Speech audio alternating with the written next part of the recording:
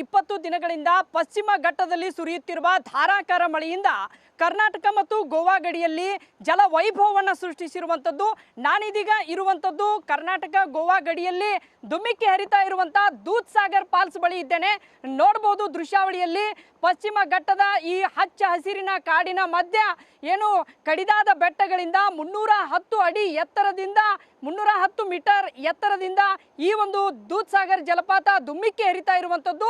ಹೆಸರೇ ಸೂಚಿಸುವಂತೆ ಇದು ದೂದ್ ಸಾಗರ್ ಜಲಪಾತ ಹಾಲ್ ನೊರೆಯಂತೆ ಉಕ್ಕಿ ಹರಿತಾ ಇರುವಂಥ ಈ ದೃಶ್ಯ ವೈಭವವನ್ನು ಕಣ್ತುಂಬಿಕೊಳ್ಳಿಕ್ಕೆ ಪ್ರತಿ ವರ್ಷ ಸಾವಿರಾರು ಪ್ರವಾಸಿಗರು ಇಲ್ಲಿ ಬರ್ತಾ ಇದ್ರು. ಆದರೆ ಗೋವಾ ಸರ್ಕಾರ ಕಳೆದ 3 ವರ್ಷಗಳಿಂದ ಪ್ರವಾಸಿಗರಿಗೆ ನಿರ್ಬಂಧ ವಿಧಿಸಿರುವಂಥ ಹಿನ್ನೆಲೆಯಲ್ಲಿ ಇದೀಗ ಇದು ಪ್ರವಾಸಿಗರಿಲ್ಲದೆ ಬಣಬಣ ಅಂತ ಇರುವಂಥದ್ದು.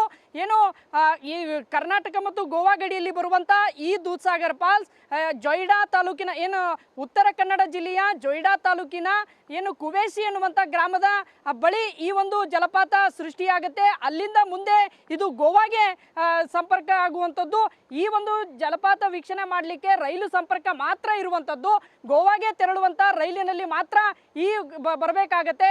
ಕ್ಯಾಸಲ್ ರಾಕ್ನಿಂದ ಈ ಒಂದು ರೈಲಿನ ಮೂಲಕ ಇಲ್ಲಿ ಬರಬೇಕಾಗತ್ತೆ. ಆದರೆ ಈಗ ಸದ್ಯಕ್ಕೆ ಇಲ್ಲಿ ಗೋವಾ ಸರ್ಕಾರ ನಿಷೇಧ ಹೇರಿರುವಂಥ ಹಿನ್ನೆಲೆಯಲ್ಲಿ ಇಲ್ಲಿ ಯಾರೂ ಕೂಡ ಪ್ರವಾಸಿಗರು ಬರ್ತಾ ಇಲ್ಲ. ಇಷ್ಟೊಂದು ಜಲವೈಭವವನ್ನು ಏನು ಕಣ್ತುಂಬಿಕೊಳ್ಬೇಕಾಗಿತ್ತು ಪ್ರವಾಸಿಗರು, ಆದರೆ ಗೋವಾ ಸರ್ಕಾರ ಏನು ನಿರ್ಬಂಧ ವಿಧಿಸಿರುವಂಥ ಹಿನ್ನೆಲೆಯಲ್ಲಿ ಇಲ್ಲಿ ಯಾರೂ ಕೂಡ ಬರ್ತಾ ಇಲ್ಲ. ಏನಾದರೂ ಒಂದು ವೇಳೆ ಬಂದರೆ ಅವರ ವಿರುದ್ಧ ಪ್ರಕರಣವನ್ನು ದಾಖಲಿಸುವಂಥ ಕೆಲಸ ಆಗ್ತಾ ಇದೆ. ಹೀಗಾಗಿ ಯಾರೂ ಕೂಡ ಇತ್ತ ಆಗಮಿಸ್ತಾ ಇಲ್ಲ. ಆದರೆ ಪ್ರವಾಸಿಗರು ಹೇಳ್ತಾ ಇರುವಂಥ ಮಾತು ಏನಂತಂದರೆ ಇಂತಹ ಜಲವೈಭವವನ್ನು ನಾವು ಕಣ್ತುಂಬಿಕೊಳ್ಬೇಕು, ಈ ದೃಶ್ಯ ವೈಭವಕ್ಕೆ ನಮಗೆ ಅವಕಾಶ ಮಾಡಿಕೊಡಬೇಕು ಎನ್ನುವಂಥ ಒತ್ತಾಯನ ಮಾಡ್ತಾ ಇದ್ದಾರೆ.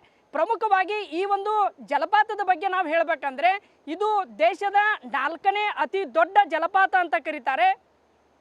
ಸುಮಾರು 310 ಮೀಟರ್ ಎತ್ತರದಿಂದ 1010 ಅಡಿ ಎತ್ತರದಿಂದ ಈ ಒಂದು ಜಲಪಾತ ಧುಮ್ಮಿಕ್ಕಿ ಹರಿತದೆ. ಏನು ವಾಡಿಕೆಯಂತೆ 25% ಮಾತ್ರ ಈಗ ಮಳೆ ಆಗಿರುವಂಥದ್ದು.